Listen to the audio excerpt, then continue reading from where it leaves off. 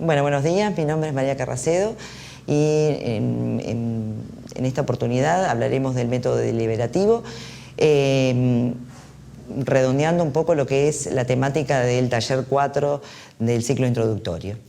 Hemos visto anteriormente que el principialismo intenta como método la resolución de los problemas en la práctica clínica. No constituye una teoría en sí misma, pero sí un método, una herramienta para la solución de problemas en la práctica habitual. Sin embargo, el principialismo ha tenido sus detractores, sus personas a favor del mismo, planteándose o la existencia de otras posibilidades como método para llegar a la solución de problemas prácticos clínicos. ¿Cuáles son las preguntas que nos hacemos en cuanto a esta metodología para llegar a las soluciones? ¿Cómo puedo saber si una acción es justa, injusta o buena o mala?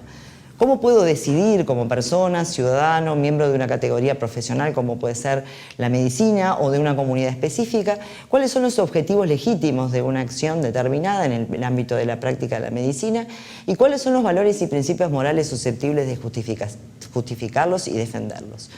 ¿Cómo puedo demostrar para otras personas que tales respuestas son justas o erradas? Para ello requerimos lo que llamamos el método como camino que abarca diferentes aspectos en este conflicto que surge de la práctica clínica y que nos permite abordar a través de ese camino a la llegada de una solución que muchas veces necesitamos en nuestra práctica cotidiana.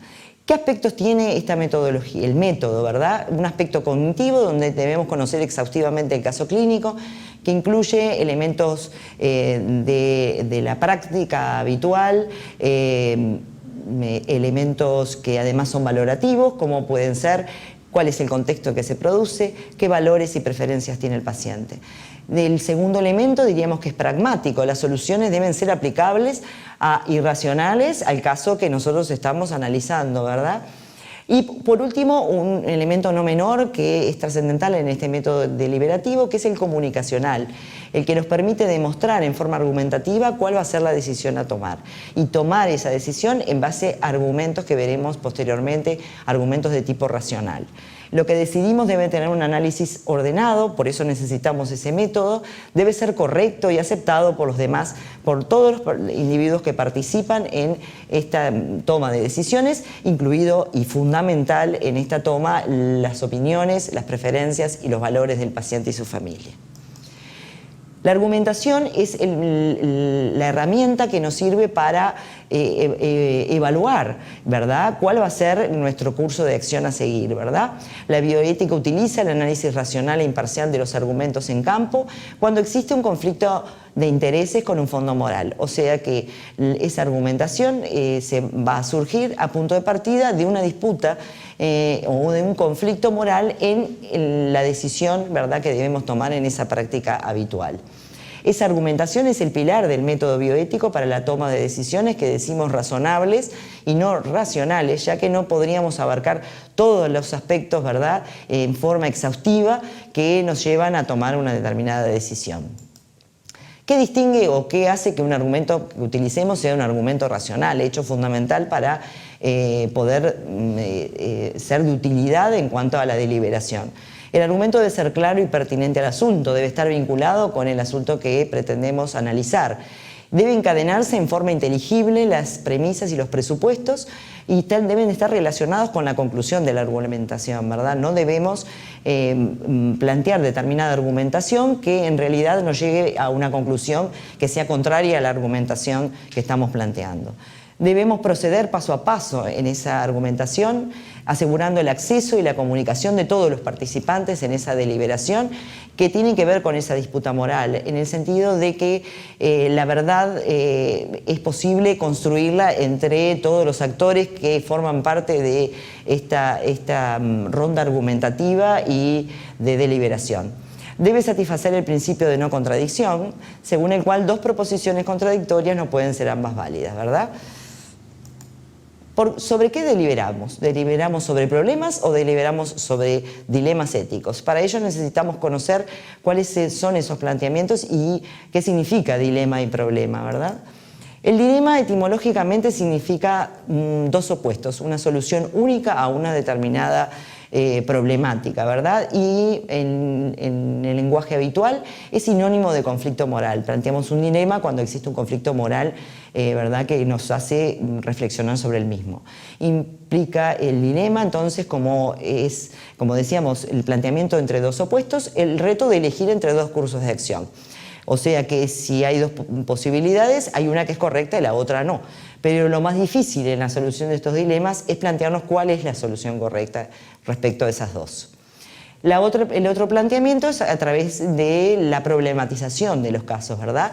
Donde en este caso no implica soluciones únicas, sino cuestiones abiertas, donde las soluciones no están desde el principio, y que estará en una respuesta propia y contextualizada a la situación o al paciente al que nos vamos a referir con respecto a este conflicto, ¿verdad? Por lo tanto, difiere de lo que es el dilema en que no va a tener una solución única posible, pueden existir varias soluciones al mismo problema, y que la solución racional va a ser igual para todos los que intentamos deliberar sobre esa problemática. Esta postura dilemática o problemática nos llevan a dos posturas frente a las decisiones que pueden ser de dos tipos, la decisionista o la problemática. La decisionista se identifica con una respuesta correcta, ¿verdad? Y está vinculada fundamentalmente a lo que es el método deductivo, donde partimos de determinadas premisas en las cuales llegamos a través de la teoría de las probabilidades, por ejemplo, a determinadas decisiones, ¿verdad?, que también están centradas en argumentos y razones que la van a avalar. La postura problemática se identifica con la ausencia de respuesta inicial, ¿verdad?, la posibilidad de múltiples respuestas y la posibilidad de que cada una de ellas tenga una argumentación que la justifica. El decisionismo, pues, entonces se basa en la teoría de la decisión racional. Implica una decisión técnica puramente, ¿verdad? Como decíamos, en base a la teoría de las probabilidades, lo lógico se asimila a lo que es éticamente correcto, ¿verdad?, y a lo que corresponde a lo de más alta probabilidad. Tiene en cuenta posibilidades objetivas, pero en cierta forma desconoce lo que son las subjetividades. No incluye, por tanto, en esta decisión lo que son las preferencias y los valores de la gente, que en este caso va a ser el paciente centrado en sus decisiones puntuales, ¿verdad? La visión problemática, en este caso la decisión no implica una decisión única. Partimos, como decíamos, de que nadie tiene la verdad moral y por lo tanto podemos deliberar acerca de ello en base a los argumentos que cada uno presente.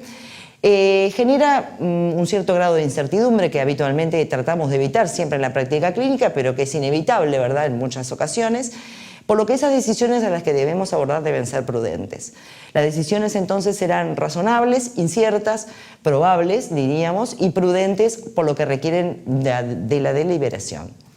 La deliberación entonces como un intento de los individuos para resolver los problemas, desarrollando cada uno de los participantes sus creencias con vistas a la toma de decisiones, ¿verdad? Implica que el problema no está en el final del camino, sino que el problema resulta de la problematización de una determinada situación y la búsqueda de una solución para la misma o de varias soluciones. Se centra en la argumentación, que aspira a ser razonable y no racional, como decíamos, y implica un diálogo cooperativo donde se superponen las interpretaciones. Diríamos que podríamos dar distintas miradas con respecto a una misma situación. En cuanto a la deliberación, como vemos allí, hay algunos elementos que tenemos que tomar en cuenta. Uno de ellos es la circunstancia en la que se produce el hecho, ¿verdad?, con las características clínicas del paciente, las medidas, cuáles son medidas ordinarias, medidas extraordinarias, etcétera, así como el contexto en que se produce, cuáles son las preferencias, los valores de los pacientes. Debemos proyectar una meta alcanzada, a dónde queremos llegar a esas soluciones, ¿verdad? Y hacer un balance entre esos riesgos y beneficios que van a terminar dando las consecuencias de nuestra resolución, ¿verdad?, respecto al paciente. Y nos basamos en el conocimiento y la experiencia propia y de los demás. Los fines están trazados desde un inicio, cuáles son los fines que nosotros tenemos en esta deliberación, y lo que nos va a ocupar es cómo vamos a argumentar para llegar a una solución a través de esta deliberación. El paso siguiente es la elección, ¿verdad? O sea, debemos, después que tenemos las posibilidades planteadas, ¿verdad? Esa problematización y distintos cursos de acción, decidir cuál va a ser el curso de acción que vamos a seguir, ¿verdad? Esa elección es el acto de preferir alguna cosa para lograr el fin propuesto. Elegimos entre distintos cursos de acción a través de esa deliberación y pasamos al paso siguiente, que es la decisión, ¿verdad? Que es el motivo por el cual debemos atravesar todo este camino a través de este método que hemos visto. La decisión implica acción, ¿verdad? Implica praxis, o sea que la misma debe ser prudente debido a la valoración que nosotros debemos tener de las consecuencias de dicha decisión.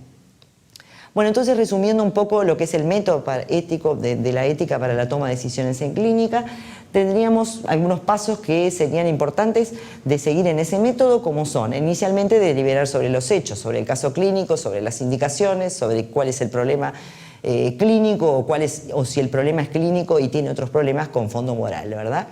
En el la deliberación sobre los hechos nos habla de los aspectos descriptivos y del contexto en que se produce.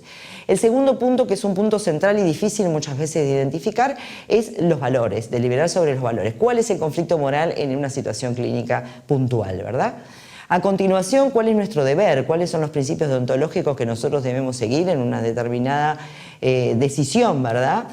Deliberar sobre las consecuencias, los principios teleológicos, o sea, cuál van a ser, después del balance de riesgos y beneficios, nuestra apreciación sobre las consecuencias de nuestra decisión.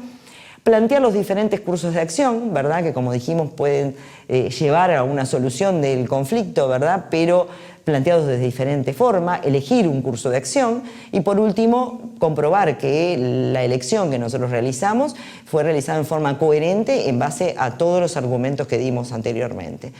Para, por último, llegar a la decisión y a la práctica, a la toma de decisiones en la clínica. ¿Cuál es nuestro rol? El rol de la bioética en todo este método, ¿verdad? Es, como dice, articulador, facilitador, referente. Es un poco lo que ensayamos habitualmente en nuestros talleres, intentando poner en práctica este método deliberativo a través de la acción de los diferentes actores, del planteamiento de sus visiones, ¿verdad? De sus verdades, a través de un diálogo plural y respetuoso, intentando que nuestra respuesta o nuestra decisión tenga la pretensión de universalización, donde estemos de acuerdo todos los actores involucrados, que en el caso de la práctica clínica incluye y tiene por objeto fundamental el paciente y su familia. Gracias.